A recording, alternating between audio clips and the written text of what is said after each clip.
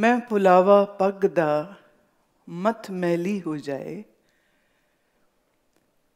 कह रहे मैं भूल कर गया और इस चिंता में रह गया कि मेरी पगड़ी पर धूल न लग जाए, मिट्टी न लग जाए। एक समय ऐसा था कि भारत में तकरीबन सब मर्द सिर पर पगड़ी रखते थे। राजस्थान में आज भी है, गुजरात काठियावाड़ में आज भी है, पगड़ी रखते हैं।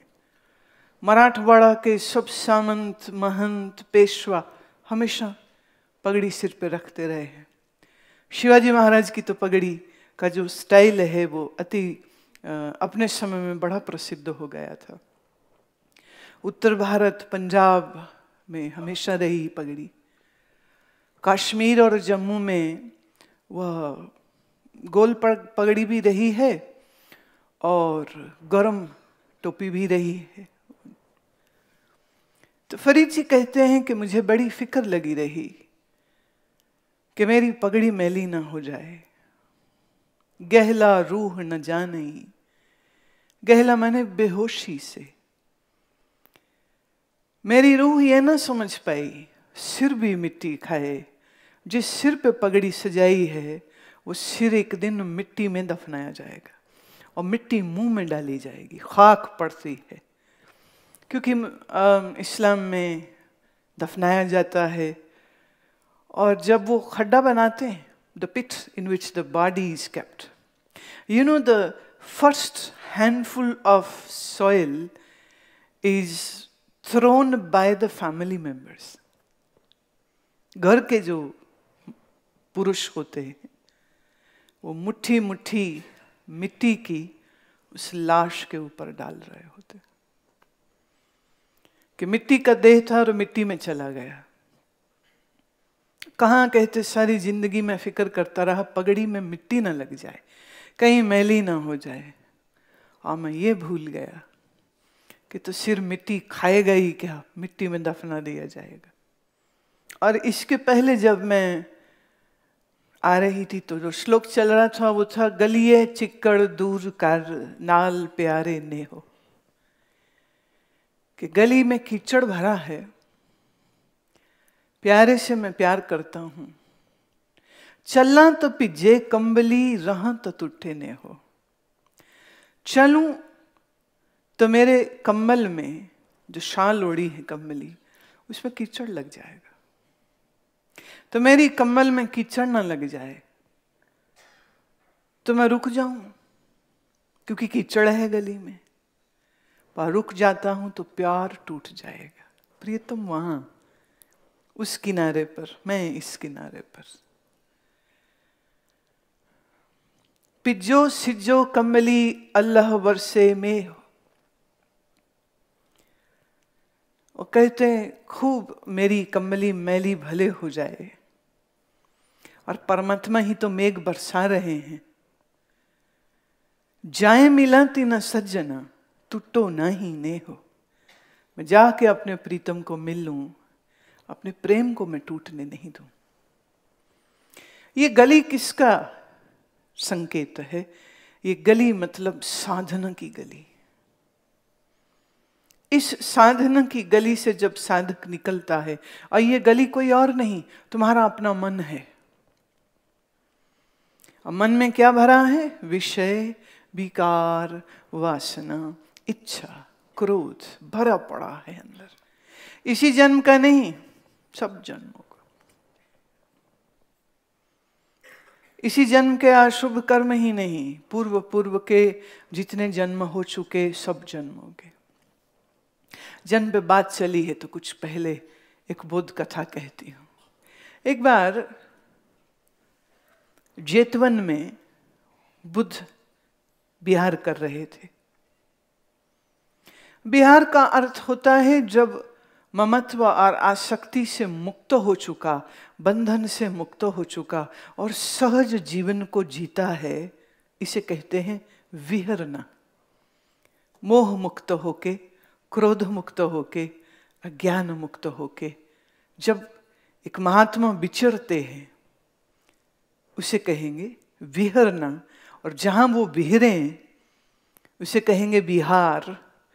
और इसी से हमारे देश का एक प्रदेश बन गया जहां वो बिहरे, वो है बिहार। तो बिहार का मूल नाम बिहार है, व से, जहां बुद्ध बिहरे और जहां महावीर बिहरे, दोनों ही इसी क्षेत्र में रहे। तो जेतवन में बुद्ध रहते थे अपने शिष्यों के साथ। पास के एक मछुआरों की बस्ती में एक अजब मछली पकड़ी गई। इतनी सुंदर मछली के उन्होंने आज तक कभी न देखी न सुनी, और बहुत अच्छे अच्छे जानकार लोगों को भी दिखाया। मछली का शरीर स्वर्ण रंग का, गोल्ड, पर जब जब मछली मुंह खोले इतनी दुर्गंध, इतनी दुर्गंध कि लोगों को वमन हो जाए। सब मछेरे बैठे सोचते हैं कि क्या है ये। खबर राजा तक पहुंची, राजा ने आके देखी। अब उसने भी बहुत कुछ देखा था जीवन में, पर ऐसी मछली कभी नहीं देखी। फिर आया कि यहीं जेतवन में बुद्ध आए हैं, तो चलो ये मछली मैं उन तक ले चलता हूं। तो एक पात्र मंगाया, उस पात्र में जल भरा और उस मछली को उसमें रखा, बुद्ध के पास ले गए। और बुद्ध के समीप जब रखा उसे, उसने मुंह खोला, पूरा जेतवन बदबू से भर गया।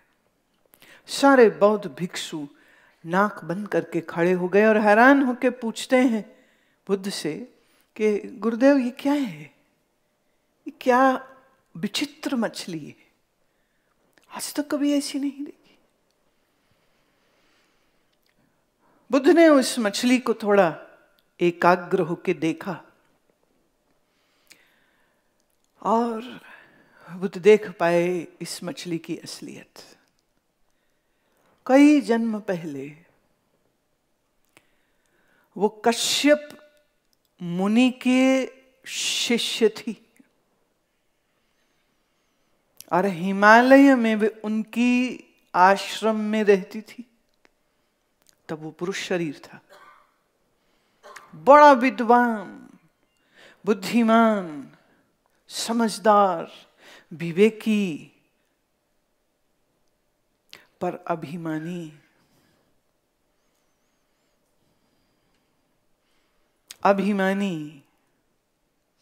क्रोधी, महत्वाकांक्षी कि मैं सबसे महान प्रसिद्ध हो जाऊं, सब मेरा सत्कार करें, मेरे ज्ञान का आदर करें, मेरे गुरु से भी ज्यादा मेरा आदर हो। तो बाहरी जीवन इसका बड़ा सुंदर उज्जवल, पर मन में गंदगी। गुरु के सन्मुख दिखावा करे, पाखंड करे, ज्ञानी होने का दावा करे, कितना ही विद्वान क्यों ना हो, पर अपने अभिमान और इस पाखंड के कारण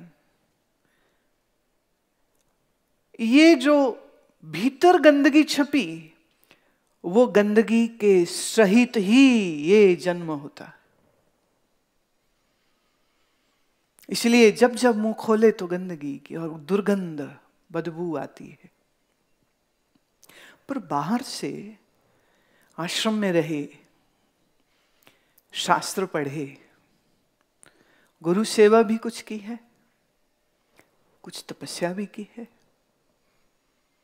कुछ तितिक्षा भी हुई है, कितना श्रेष्ठ पुण्य कर्म हुआ।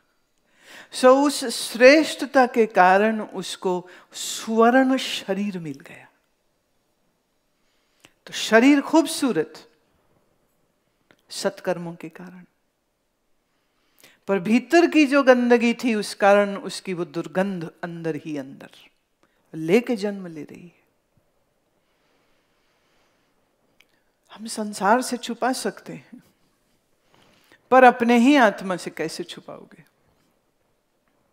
हम दूसरे को धोखा दे सकते हैं, हम गुरु को भी धोखा दे सकते हैं, पर अपने ही चेतना को धोखा कैसे देंगे?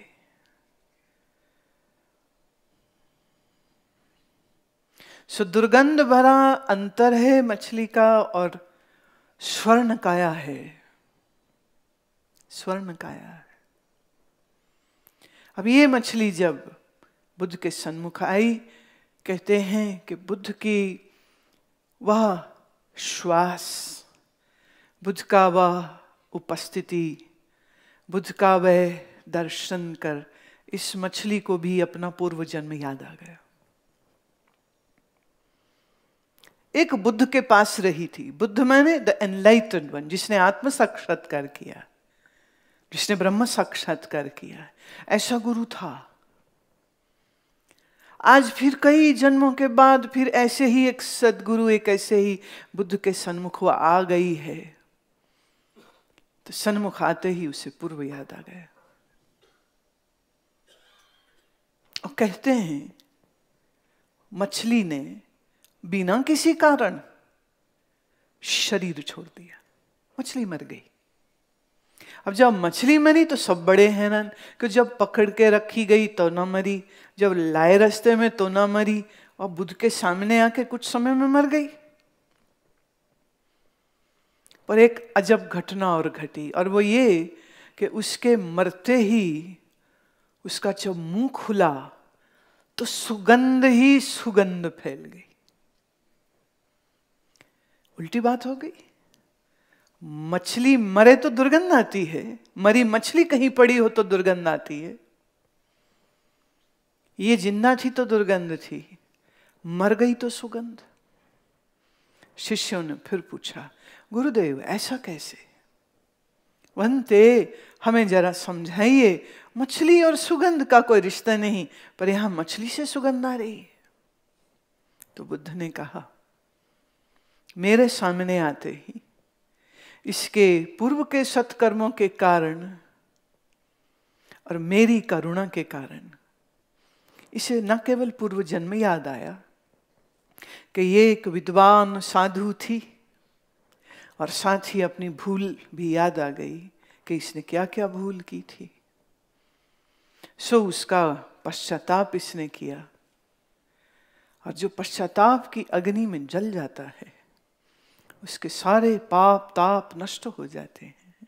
और मैं साक्षी हूं इस बात का कि उसका पश्चाताप हुआ, पूर्ण हुआ। और यही एक खास बात है अध्यात्म की कि जब कोई ईमानदारी से इस पश्चाताप की अग्नि में स्वयं को जलाता है तो मुक्ति के लिए फिर अगले कई युग नहीं लगते, तत्क्षण हो जाती, तत्क्षण हो जाती। तो जो अब मोक्ष को प्राप्त हुआ है, अपने बंधनों से मुक्त हुआ है, उसे खुशबू नहीं आएगी तो और क्या आएगा? ये बात मैं फिर स्व अनुभव से कह सकती हूं कि महात्माओं के शरीर से भी खुशबू आती। थोड़ी विपरीत बात लगेगी कि ऐसा कैसे, शरीर तो हड्डी मांस का ही है ना सबका। हड्डी मांस का लोथड़ा, गंदगी का टोकरा। पर शरीर में बदबू, शरीर के तल पर अगर हम बात करें तो वो तब आती है जब शरीर में पित्त की अधिकता हो। तो पसीने में भी बदबू आएगी, मुंह में भी बदबू आएगी, मल में भी बदबू आएगी। लेकिन अगर शरीर से पित्त बैलेंस्ड हो जाएगा तो टेक्निकली स्पीकिंग आयुर्वेद ये कहता है आपके मल में से बदबू नहीं आएगी।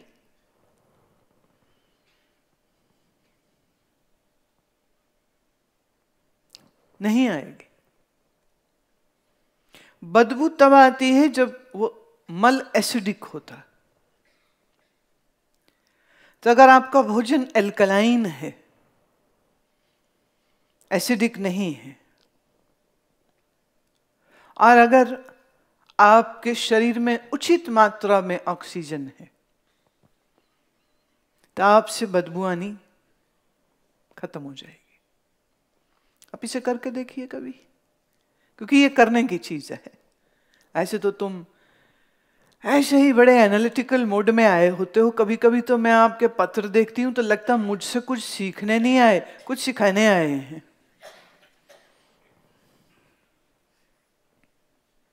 या एनालिसिस करने आए। कहते सबका करते हैं तो थोड़ा गुरुओं को भी कर ही लेते। पर ये आज की कहानी थोड़ा संकेत दे रही है, गुरुजनों का एनालिसिस नहीं करते। शिव पुराण में, शिव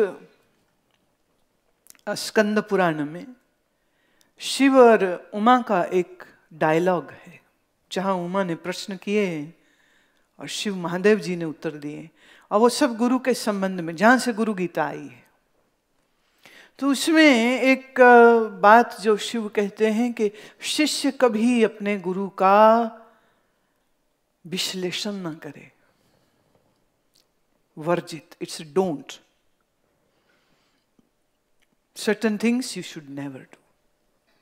Don't do that.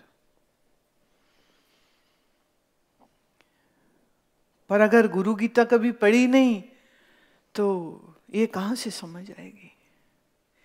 सिर्फ इकोनॉमिक टाइम्स और शेयर मार्केट और प्रॉपर्टी की मैगजीन्स या ग्लैमर मैगजीन जिसने पढ़ी हैं, जिसने शास्त्र अपना देखा ही नहीं कभी, उसको कैसे मालूम होगा कि साधु की, संत की, ब्रह्मज्ञानी की कभी विश्लेषण नहीं करते। You never analyse them. And specially there is a beautiful verse in Aad Shri Guru Granth Sahib, गुर की करनी काहे तावो, गुर कहे सुकार कमावो। गुरु क्या करता है इसमें मत पढ़ना, जो कहता है वो सुन लेना। But let me make a warning sign in to it, क्योंकि कौन गुरु है और कौन सिर्फ एक मात्र साधु है या सिर्फ कथावाचक है या एक प्रवक्ता है, दिस बिग डिफरेंस। मेरे को बार बार ये कहनी पड़ती बात। एक कथावाचक कथा अच्छी कहता है, पर जरूरी नहीं जो वो कहता है वो जीता भी हो। एक कीर्तनकार बहुत अच्छा कीर्तन कर सकता है, पर यह जरूरी नहीं है कि वो विवेकी और वैरागी हो। वेदांत की कथा कहने वाला जरूरी नहीं माया को माया ही समझता। साधु वेश में है, जरूरी नहीं कि वो सच में साधु भी हो। सारी दुनिया उसे ब्रह्मज्ञानी कहती है, और हो सकता है ये सिर्फ एक टाइटल है जो लोगों ने दे दिया है, पर असल में वो ज्ञानी है नहीं। हमें अच्छे अच्छे टाइटल अच्छे लगते हैं।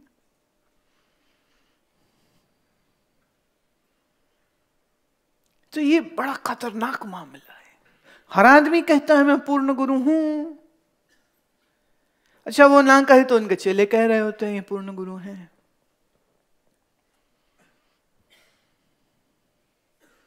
और अजब बात यह है कि जो पूर्ण थे उन्होंने कभी भी नहीं कहा मैं पूर्ण हूं।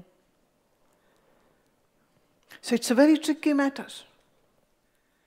इसी वास्ते मैंने गुरु गीता पर एक लंबी चर्चा करी। किताब भी है उसकी, वीडियो भी है उसका, उसे जरूर सुने। 8 प्रकार के गुरुओं का वर्णन है और उसमें 3 प्रकार के वर्जित गुरु हैं कि ये गुरु नहीं होते, ये गुरु नहीं होते। And people have been advised and guided by Mahadev ji that if you become a disciple of this Gadbad Guru, तो you will definitely enter into hell. क्यों? तुम्हारे अक्ल नहीं थी क्या?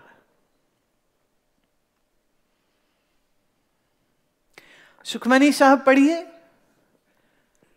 ब्रह्मज्ञानी कौन है, उसकी अष्टपति है, पूरे लक्षण दिए हैं। वो भी रिकॉर्डेड है आपके लिए। आप ऑडियो वीडियो जो भी सुनना चाहो सुनो तो सही। है क्या साध की महिमा, पूरी अष्टपति। भगत का स्वरूप क्या होता है, पूरी अष्टपति। रीड इट, बड़ा मजा आएगा, बड़ा आनंद आएगा जब पढ़ोगे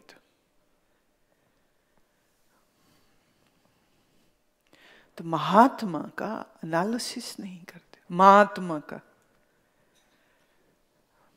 अब ये देखिए, अब हम किसी ढोंगी को, किसी लालची, किसी मायावी, किसी अच्छा बोलने वाले को गुरु मान के बैठ गए हैं, तो गलती भाई साहब आपकी है, तो किसी दिन भुगतनी पड़ जाएगी। You respect everybody, but use some logic and use your brains which God has given you for free. हर महीने बिल नहीं आता, मोबाइल का आता है, दिमाग का बिल नहीं आता है, यूज करो। अब लाल हरी चटनी खाओ, कृपा आ जाएगी, ऐसे लोगों की बात सुनने के लिए जो बैठे हैं अपने ही देश में, लाल काले धागे देते हैं, तुम्हारे काम बन जाएंगे। दुनिया बैठी है, यंत्र मंत्र तंत्र बेचते हैं, काम। वैसे मैं कई बार जब ये सब देखती हूं ना, तो मुझे कोई हैरानी नहीं होती। वो इसलिए, ये कोई आध्यात्मिक मेला नहीं है, ये कोई धर्म सभा भी नहीं है। दुनिया को माया चाहिए, और माया का भरोसा दे के माल बेचने वाले कुछ लोग आ जाते हैं। So they are doing what they know how to do. कई बार ऐसे कार्यक्रमों को देखा है, तो कोई कह रहा है नौकरी नहीं लग रही, कोई कह रहा है शादी नहीं हो रही, कोई कह रहा है बीमारी नहीं जा रही, कोई कह रहा है घर नहीं बनता, कोई कह। मैंने आज तक किसी को ये प्रश्न करते नहीं सुना कि परमात्मा कब मिलेगा। ऐसे लोग वहां जाएंगे ही नहीं, कि मन एकाग्र नहीं होता। पर वैसे तुम्हारे आसपास अगर कोई ऐसे समागम हो रहे हो, तो एक बार जरूर जाना। पर एक्चुअली ना, प्रश्न पूछने के पैसे लेते हैं, तो तुम्हारे पास बहुत पैसे हैं, अगर हैं थोड़े से स्पेयर कर देना। वो 5,000 वाला प्रश्न कहना, सिर्फ 5,000 का ही पूछना है, और माइक लेना और एक ही बात पूछना, मैं माया से मुक्त कैसे हूं। हो सकता है वो कहते लाल चटनी के गोलगप्पे खा लो, तो तुम बच जाओगे। मैं तो आसन करो, प्राणायाम करो, मन ध्यान लाओ, मन परदेसी घर बुलाओ, कितने चक्कर डाल रही हूं तुमको। Maybe they give you some quick fix.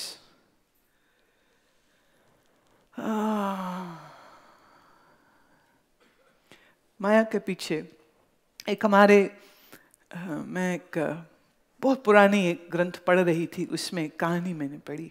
महात्मा कहते हैं कि एक बार भगवान और जीव, जीव माने हम सब, तो भगवान और जीव के साथ बातचीत करते हैं, और वो कहते हैं चलो लीला करें। लीला करें, क्या लीला करें? भगवान कहते हैं मैं छिपता हूं, तुम मुझे ढूंढो, फिर तुम छिपना, मैं ढूंढूंगा।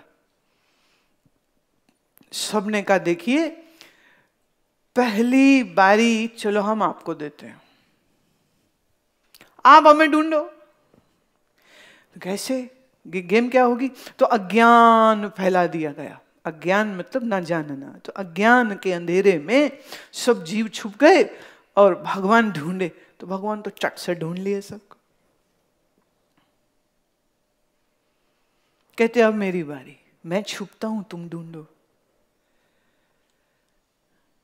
तो भगवान छुप गए, अज्ञान अंधेरा फैल गया और जीव लगे ढूंढने। तो जीव जब लगे ढूंढने ना, तो देखिए हम पकड़े ना जाएं तो उसका कुछ तो उपचार करना पड़ेगा ना। तो भगवान ने ना किसी जीव के आगे सुंदर स्त्री दे दी। वो भगवान भूल गया, औरत के चक्कर में पड़ गया। किसी औरत के रास्ते में उन्होंने एक सुंदर smart handsome tall dark handsome पुरुष दे दिया।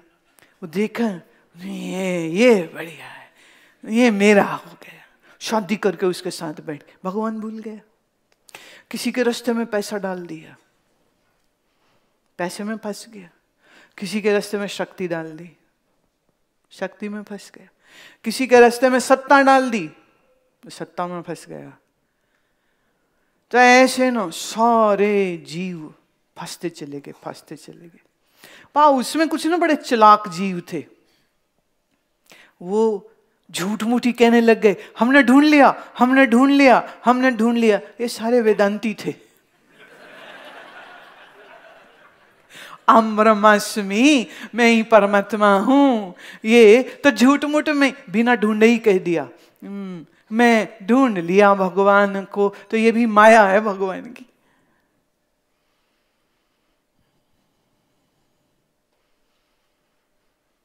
अज्ञान के इस अंधकार में जीव फंसता है, और फंसता है तो निकलना आता कोई नहीं। अब फंसा हूं ये भी पता नहीं।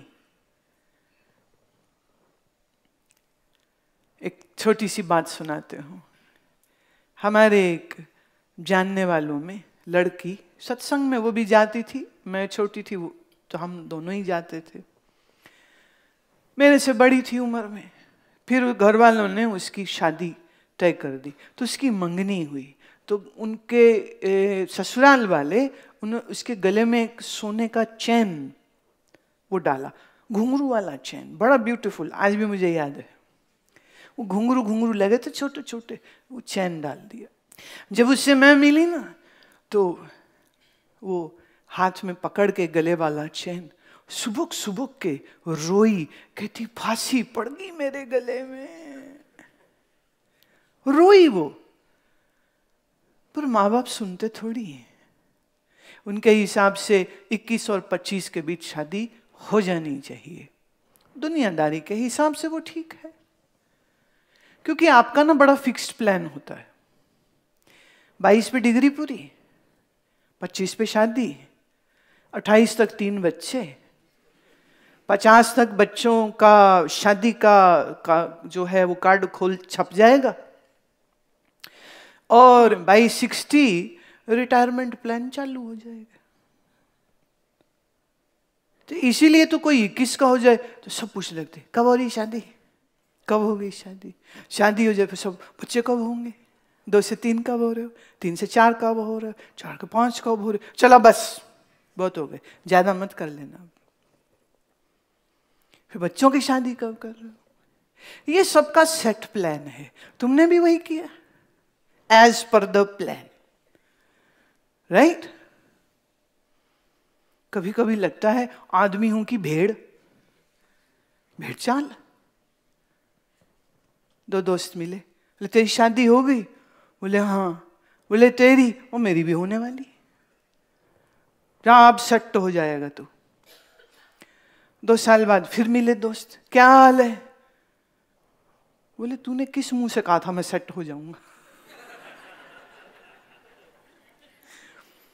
हाउ डिड यू से दिस, सेट हो जाऊंगा। बोले क्यों, अभी तक सेट नहीं हुआ, क्या हो गया। तो तुझे मैं बताता हूं, मैं तो बताओ मेरे को क्या प्रॉब्लम हो गई।